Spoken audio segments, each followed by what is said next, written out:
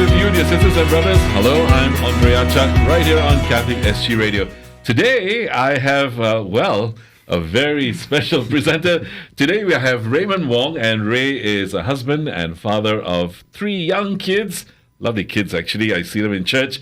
And he's currently the Marketing and Communications Manager at Catholic Family Life. Welcome. Thank you for having me. The last time I was here, I was a father and husband of 2 young children. That's right. That's right. It's a growing family. Right. So here on the Bright Side program, we invite our sisters and brothers to share their faith journeys with us. From their lived experiences, we hope to gain different perspectives and inspiration, even as we look to deepen our own relationship and faith in Christ. Yeah. Now, today, we're going to go and really dive deep into the realities of parenthood.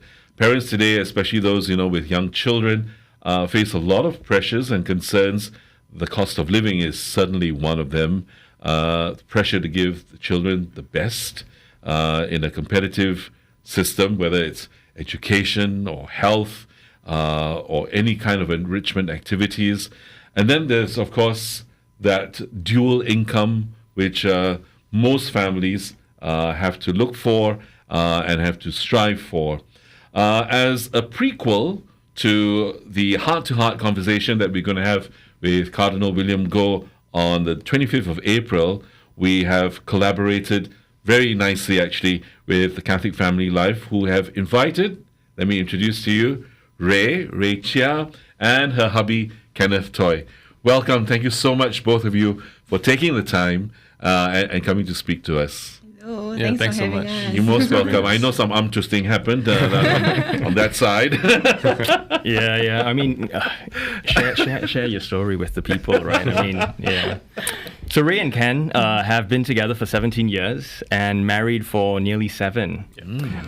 They are parents of 2 young children, Ezra, who just turned 5. All right, and Kyra, who's almost 2 years old, right?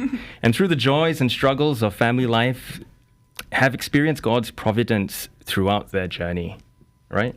Yeah. Before we give any more away, why don't you share with us how you guys first met? Oh, okay. So that was quite a while back.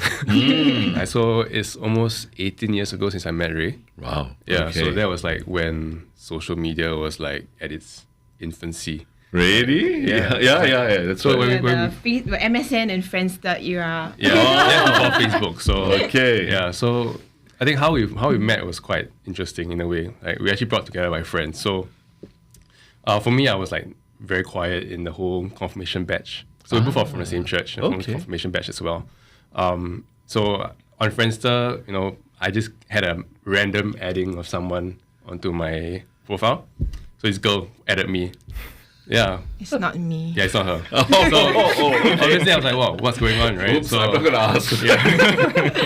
Like randomly, this girl messaged me and added me. And she was like, hey, I'm from the same confirmation batch as you. We get to know each other, right? So I got to know her. And then after a few weeks of talking, then she messaged me on MSN and said, hey, I want you to meet someone like from our batch as well. Like just expand your social circle as well. I was like, okay, great. Like, let's just talk. Yeah. So she added me into this group chat with herself and Ray. And then she was like, hi Ken, this is Ray. Hi Ray, this is Ken. I'll leave you guys to it. Bye. And she just left. So I was like, okay. Like, what's going to happen now? So we It just... was so awkward, Yeah. and I was wondering who is this guy. He didn't even carry the conversation. Yeah.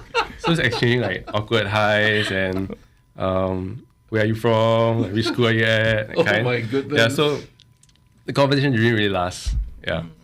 So rolling down maybe a few more months later, we were actually going to, I was going to join this youth choir for the youth mass. Right. So I was with a friend after mass and we were going for dinner and he was like, hey, the practice is this next weekend. Do you want to meet up for dinner first and then we go? I was like, okay, sure. He said, but then do you want to join me for a birthday party before that? Birthday Yeah, so party. like invited me to a random birthday party. I was like, then it's like, yeah, Ray and this other person, they're celebrating a birthday. I was like, I've heard of them before, but I don't know them personally. I was like, Right. like, don't just come, just come and then we can go for dinner and then we can go for the practice because you're all going together. So I was like, okay, sure. So went there, and then that was the first time I met Ray in person. Right. And the whole group as well. So it was like complete stranger just being there. Yeah, that same day, I was blindfolded by my friends, led to this random park near church. Oh dear. And then when I took off my blindfold, I was like, who is this unfamiliar face at my birthday party? Oops. Yeah, I was just like hanging around at the side. Okay, hi, happy birthday to you. And he gave me a travel bag as a birthday present. Yeah. It's a really weird first gift. Bag. Yeah, that we still use to today. No, it's not. Oh. Yeah, but I think thanks to this circle of friends and the subsequent choir practices, Right. that's how we got to know each other better. Yeah. Okay. So was it music in a sense that brought you together?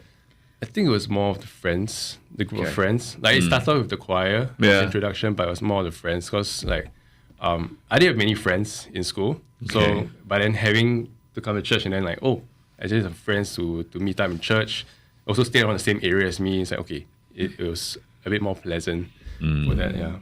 So when did you decide to begin dating?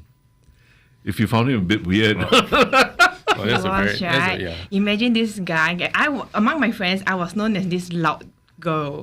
Okay. Right? And I was very actively involved in serving and all that. But then there's him. He was the quiet guy who I think don't have many friends. I also think that quiet boy who sits at the corner with like long fringe covering half his face. Yeah, So we were Oh, drastically right. different, right? Yeah. But then I guess there were some events that happened that brought us closer. So we started studying together, and it helps that we share the same circle of friends. Yeah. Yeah, Were so- you both what do you call this now, in the same standard? I mean, you Yeah, were we're in the both. same confirmation batch. Yes. yeah, Oh, same okay, year, right. yeah. So same year. Okay, wow. Interesting. So opposites attract, in a Yes. way. Right? I mean, you're Very the drastic. noisy one, and he's the quiet one. Actually, I know quite a number of couples. That's true. That's true. I have to say he's not so quiet now though.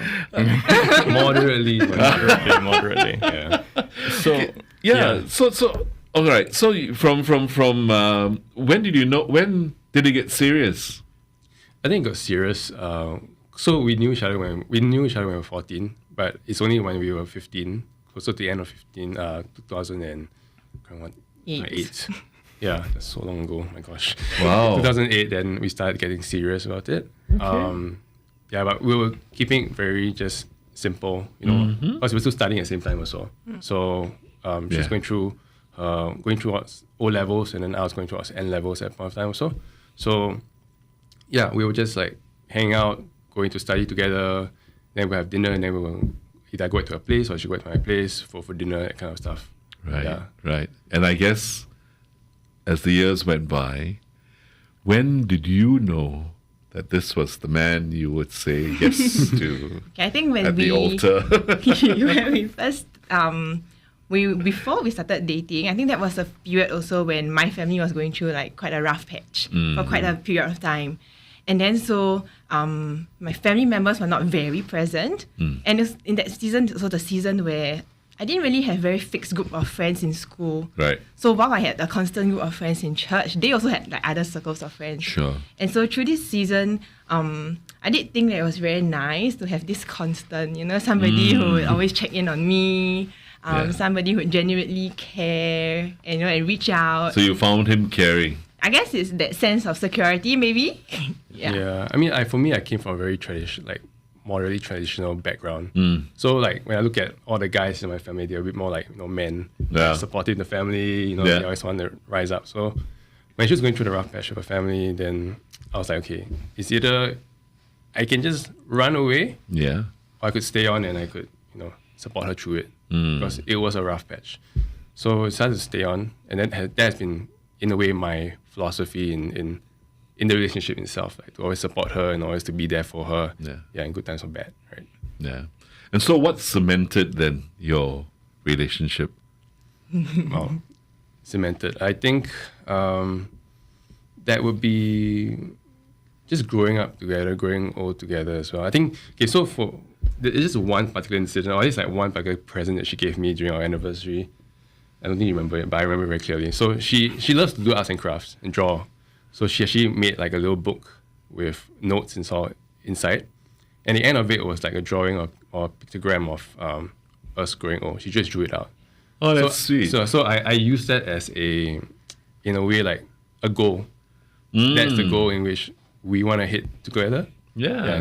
That kind of cemented that journey towards marriage as well. Wow. Yeah. Okay. And so, what do you call this now?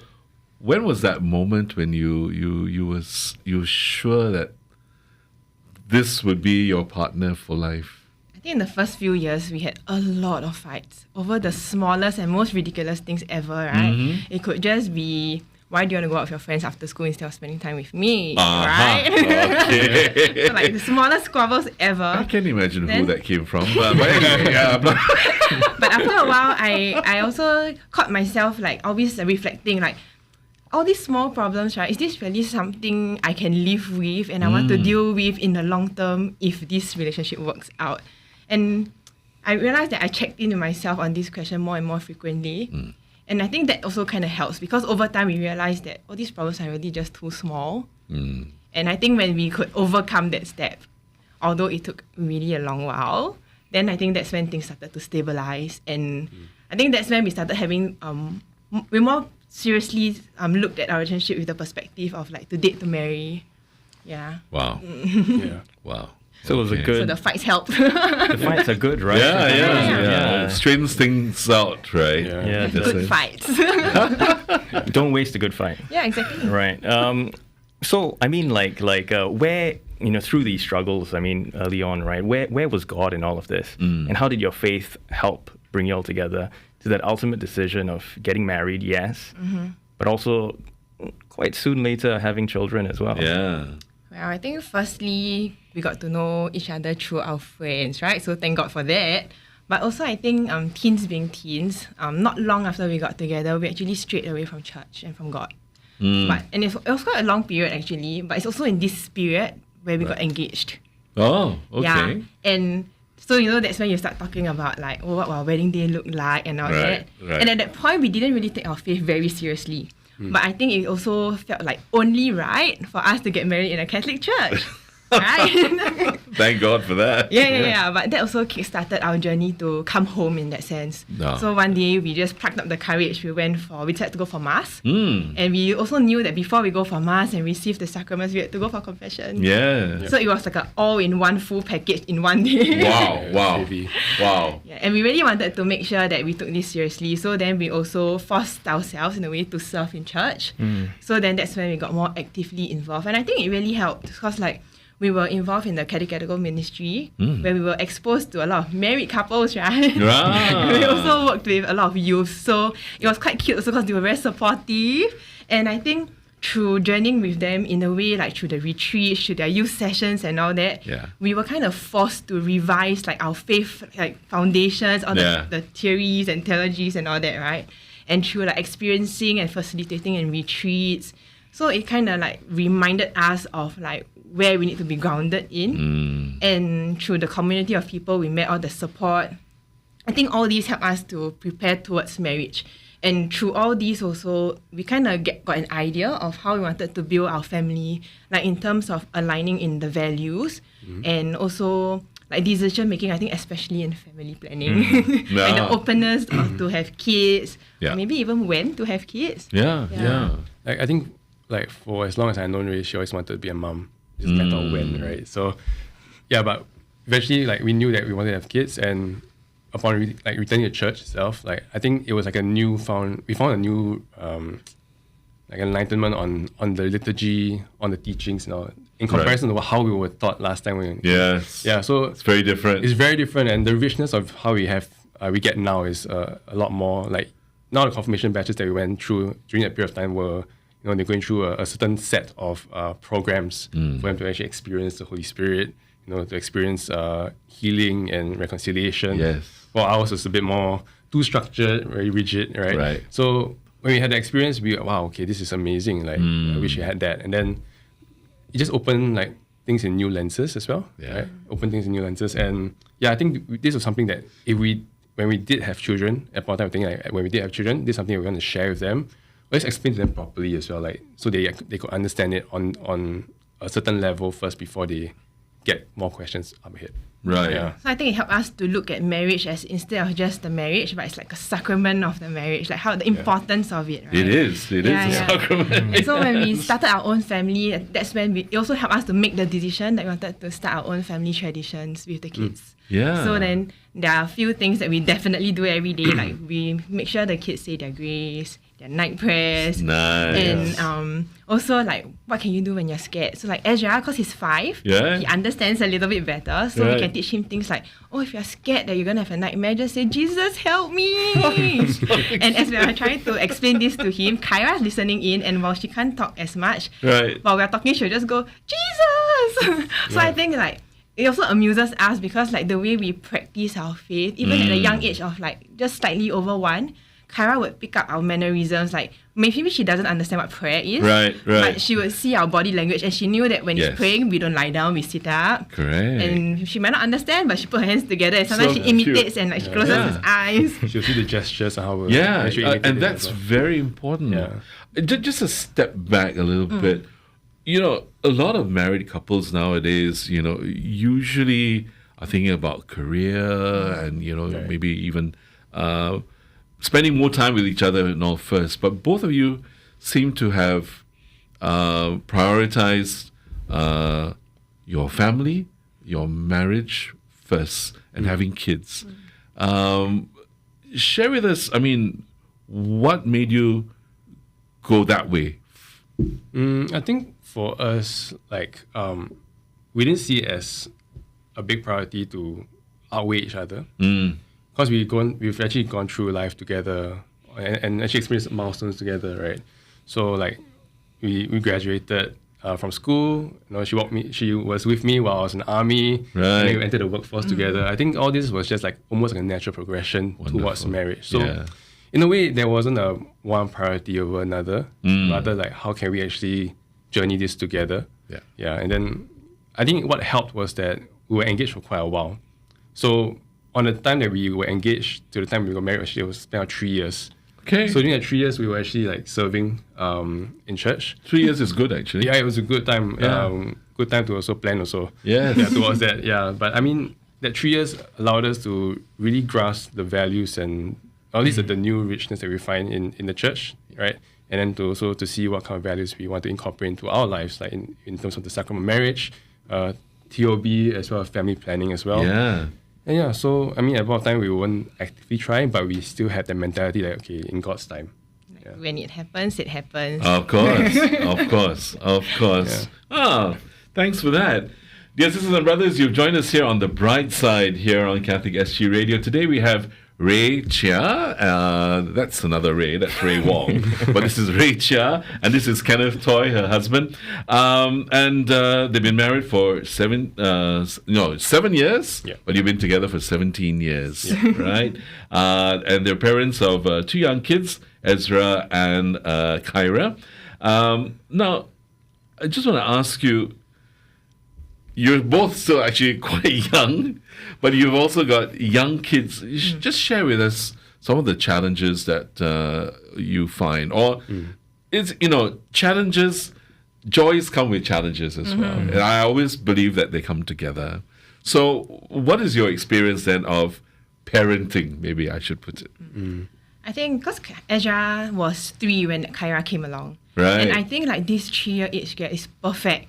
Yeah. Because Ezra is not too old where he thinks I'm too cool for family. Right. But he's also young enough to be excited, like when we prepared him for the arrival of his new sister. Right. He shared the excitement of welcoming a new family member. Yeah, he was very excited. Yeah. So, and he was very excited of, I'm going to have a play date. So cute. And like about how he's going to share his like toy cars and Right. vlogs and all that. So, I think it was very nice to see them grow together. So, and also, I think for us, it's like Ezra and Kyra both came from the same factory, Yeah. And a lot of people would tell us that they look identical. Like Kyra is basically the female version of Ezra. But to us, when we look at them, it's like their characters, their personalities are so different. Yes. Ezra is so calm, and Kyra is like, wow, it's going to be a thunderstorm anytime. Tonight, Does she get that? Where did she get that from? I don't know. Okay, I know who. Yeah, so when you look at it, it's so amazing. Like, how is that Yeah, possible? yeah. And it also helps, like, when But that's the beauty of it, isn't it? Definitely, yeah. That's the beauty. They're both unique, and God has given you two unique gifts. That's right. It's like the same template, Yeah. the same way of bringing up, but how are they so different? Today, very, very different. Yeah. But of course, then there's challenges, right? Yeah, yeah. And I think one of the challenges would be their level of understanding is quite different. Of course. Yeah, right. And so then sometimes when we have to discipline them, then Ezra can't really understand why do we discipline them differently.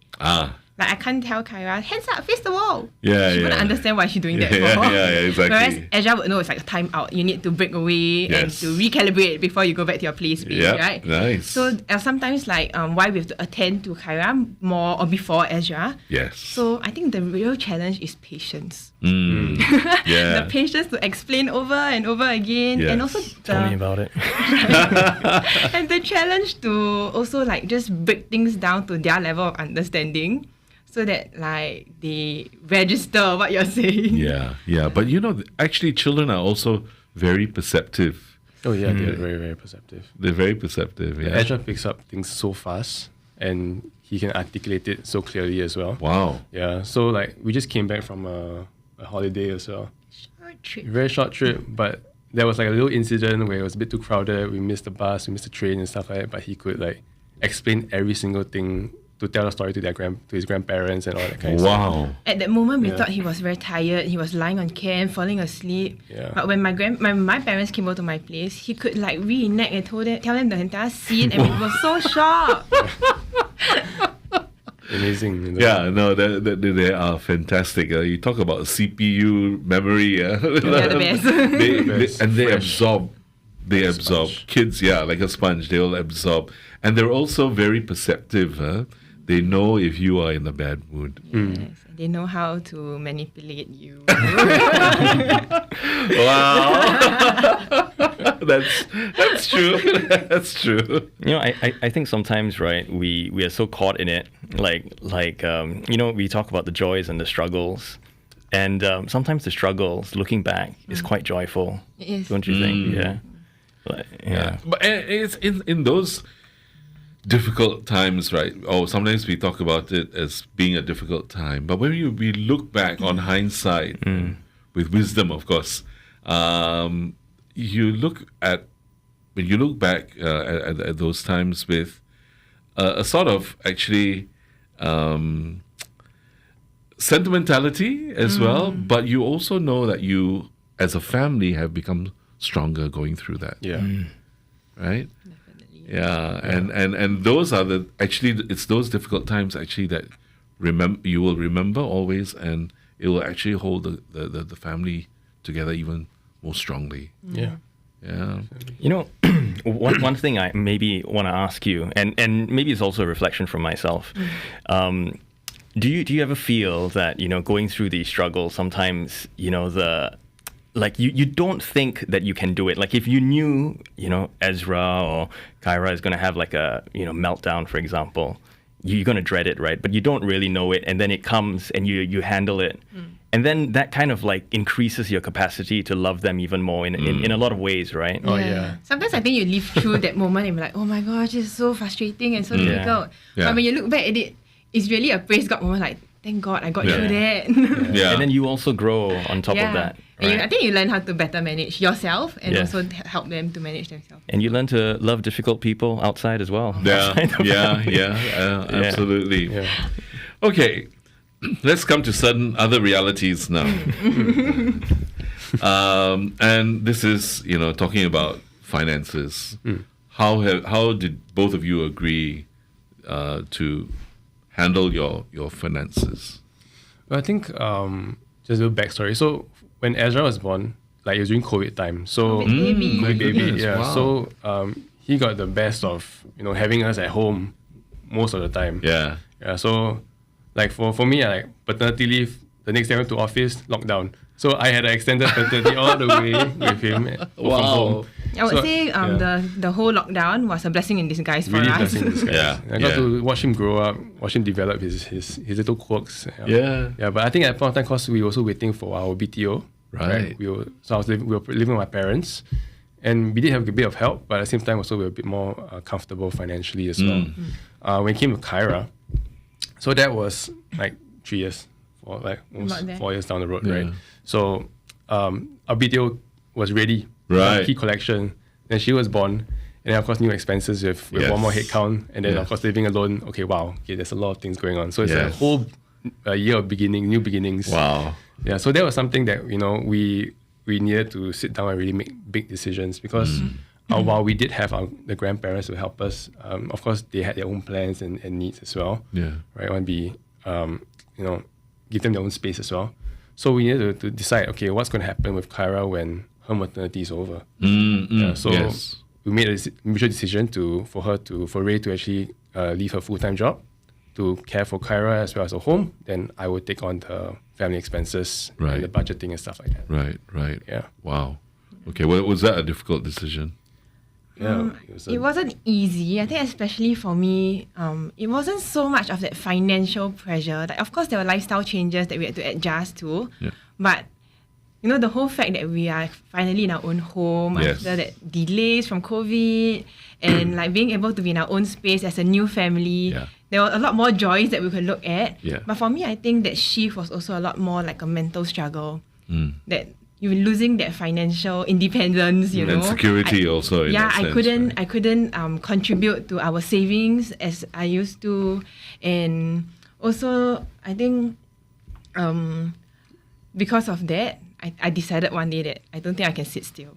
So that's when I took on like freelance projects. So then I do freelance work. That's how I work with Raymond. Right. So I do freelance work with the Catholic Family Life, with the Office of New Evangelization. Great. And of course, it's a freelance job. So of course, my pay didn't match up to when I was holding a full-time role, right? Sure. But I think in exchange, I have the luxury of putting my family first, right? And we could always attend to the kids. Like if they're ill, we don't have to plan childcare. I'm home. Yeah. Or if the kids have field trip, like I know I can be present. And I think especially in the first few years of life, it's so precious. It is. Yeah. So I think Actually, it's a luxury it is a to luxury. be at home for the children. Yeah. So we try to always remind ourselves that it's a luxury that we can make this decision. Yeah. We're even in a position to consider this as an option, right? Yeah. So even though my take-home pay was a lot lesser, like our income really cut half when I stopped my full-time role. Yeah. But it was enough for me to cover my own insurances.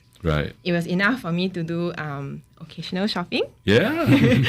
Of course. And also Therapy, isn't it? right. And also the luxury also to like treat Ken or the kids to small gifts or small meals sometimes, or even going out with my friends. Yeah. And I think it's a very small way, a very small contribution, but I think it still helps. Yeah, it did. Because like I think for us with the finances cut in almost in half, we had to make a lot more adjustments into like Did you feel the pressure?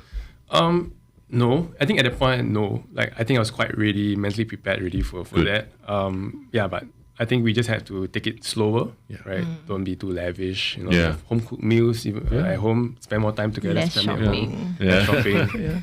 Looking out for more deals for bulk buys for the kids, especially for the diapers. Yeah, that's where we like balance each other out, right? While he brought home the money, my job was to look out for group buys, good deals, discounts, any way that like can optimize our spending. Absolutely. I mean, and that's how, in a sense, your own partnership also grows with each other, and but there's an opportunity cost, for want of a better word, right? But I think the cost was worth it. Yeah, but I think more recently we went through a slightly tougher challenge. So recently I was laid off from my job. Wow. So that was like a super daunting experience. And I think, you see on the news like every company is like laying off people. But to actually be the one to be part of that, it's like, wow, okay, it's difficult. What's going to happen next? Because I don't care about like, for me it's like, okay, priority is like, okay, I need to get a job. Yeah. Secondly, I need to provide my family. Yeah. So that's like the two main priorities. I don't care about whether I have enough for shopping or for savings. Like I need to provide for them first. So I was like in quite a mess in a way. It was not a very easy experience. Sure. I think it made me a bit more wary about finances also. So I was like looking into, what I'll be spending more. credit card bills and stuff like that, and then looking my savings to see how can I optimize, to buy me a bit of time so that I can actually find a job and also support the family in a way, right? I think what was also a blessing also is that Kyra started school. So when I was sharing this with her in discussions about what's going to happen next, she was a lot more open. Okay, maybe it's time to go back to the workforce again, to go full time again, and then just keeping all the options open to see how can we buy a bit more time as well. Yeah. And I think for me personally, for that, I started to question my self-worth, because I think like now with the market being super volatile. So when I send out applications, sometimes I don't get a reply from them, or even like before speaking to anyone, I'll get a rejection already. So it's like, wow, okay, what's going to happen now? I was like, can I actually get a job? But I think what I'm really thankful is that Rio has been really assuring to me to say that, okay, God is really providing for us. Maybe we can be patient about it. Right? We still have a bit of money to struggle through this. Right? Be patient about it. Go for Edo, go for confession. Right? I'll take the kids, maybe want to go for evening mass, just to stay close, stay connected with God, so don't stray. I think it was really a situation of like, do your best and let God do the rest. I mean, sometimes many families go through that, and I've been through that myself, and it comes to a very difficult time where you need to make some really difficult decisions. And you really need to hunker down as a family and tell each other, no matter what it is, we'll stick together, but together with God, things will happen. Things were really out of our control. So how things are out of control, we just leave it to our Lord. Wow. How did you perhaps have that knowledge or that draw, I think, to go through the sacraments, right? Sacrament of reconciliation, the Eucharist, going for Mass, all of these things, right? A lot of people, I think, sometimes when they go through financial difficulty or other great difficulties, sometimes they try to focus on handling the problem that maybe perhaps they forget God as well. So how did you know to have God at that center and come back to Him? I think it was a good thing in a way, because it helped me focus on something that is bigger than myself. So of course, I knew my faith was very important, and using that as an excuse to as an excuse or blame God for the things are happening, right? It's just an excuse. So I think for me, the first step was to go for confession, right? All the doubts that I had, right? All the I was questioning Him. I was cursing and all that. I was so angry. All the anger that I had also. So I had to really reconcile with that. Be closer to Him so that I can hear His voice. I can see the angels that are around that are actually blessing me in disguise as well, right? And then sit in adoration, sit in silence, and just be in His presence as well, right? Take myself away from the world for a while, and then just be with Him. And I think it was also my opportunity to shine as His partner, right? For all the years that He supported me through my challenges, I felt also it was my role to remind Him that just because things are tough, it's not an opportunity to stray. That it's more important to stay closer than ever. I'm so glad both of you have found each other. You truly, a good, wonderful match, and that's truly important. Really, compatibility of couples, of individuals is truly, truly, really very important. But I want to ask you also. So now, just moving forward, and now that you're in a better space, I hope. It's a much better space. Praise the Lord. How would you encourage now then, couples who might be putting, either marriage off, or for that matter, more importantly, I think putting off having kids. What would your words of encouragement be? I think just be open. Be open to all the unimaginable joys that children can bring and the lessons that they can teach you. Absolutely. Even though they have so much lesser life experience, it's really amazing how much they teach you that through patience, through your testing your faith, breaking down that language, explain things to them. Ajahn will ask me, why did Jesus die? I'm like, oh man, how do I answer this? And I think also the openness to be a vessel to God's like will and His purpose. So like something that we try to remind ourselves is that we are the imperfect clay, right? And we should be open to allow the potter to mold us and to use us for His purpose. Amen. And I think a lot of people have many fears. But the whole point is that if you let God into your family and into your life, He will show you the providence. And by saying this, I'm not saying that it's going to be easy. It's not. Like, you lose your job and things like that. But it's possible. And I think, like, without this openness, then there'll always be something that's more important, that's of higher priority. But the moment you can shift this mindset and still focus on yourself, you allow this personal growth, personal needs, whether it's career, whether it's travels. If you allow this personal need to be like a family need or family growth, then when you level up, right, as a person, your whole family levels up with you, and you have people celebrating it with you, going through it with you. I can't agree more with what she said. Like, I think what Jesus said also, like, to be salt and light for the world, right? And I think it's not just for the world, but even for the relationships that you have, whether it's marriage, family, or even career. These are not opposing things, right? Rather, it's complementary things. So I think being given that purposeful gifts by God in your life, I think this is where you can be salt and light to the world as well, and use it to strengthen each other as well. Thank you so much, Ken, Rae. Thank you so much, really, for sharing these very beautiful. The thing is, whilst it sounds like a beautiful story, it is also a realistic one, because you've gone through difficult times, and difficult times are really times that either bring a family together or it splits them apart. And more often than not, that happens. But thanks be to God, with His grace, He has kept the both of you. And I say this again, the both of you were made for each other. The Lord is, really truly a wonderful matchmaker. And don't worry about the kids.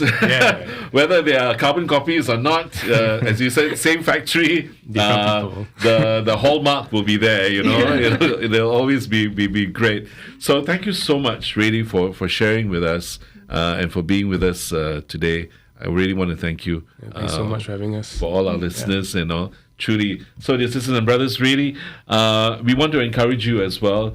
If you are, a couple that is maybe still thinking whether we should tie the knot or not, maybe you can look them up as well, or you can get hold of Rae as well, and they'll be able to maybe encourage you. And for those of you who are thinking that, whether children, is it time to have the kids? It's always time. There's always time to have the kids. We just need to make that time. Yes, that's right. So, I mean, speaking of resources and, reaching out, I'm not going to share my personal number or anything, but you can, if you're looking for additional resources as a parent, Catholic Family Life will be launching on the 5th of April an online resource on building strong families. So you can visit www.familylife.sg/building strong families. And over there, it's based on our research that we just concluded last year. And it covers, marital satisfaction, family spirituality, conflict resolution, so on and so forth, family commitment, and these are the kinds of resources I think that you can really implement to really build a strong family, make your family strong and centered around God, right? And of course, right, you want to catch us, we'll be there at the next heart-to-heart conversation with Cardinal William Goh on the 25th of April. And I'll be there to welcome both of you as well. And yes, as Rae said, so it's registration is open till the 6th of April, dear sisters and brothers, for this heart-to-heart chat with Cardinal William Goh. So we definitely want to see you. Remember, seats are limited, so do the registration early. Okay? And so, once again, I'd like to thank you. I'm Andrea Chuck. This is Raymond Wong from Catholic Family Life. And, of course, our lovely couple, Rae and Ken. Thank you so much for joining us. You take care. God bless and love you all. Bye-bye.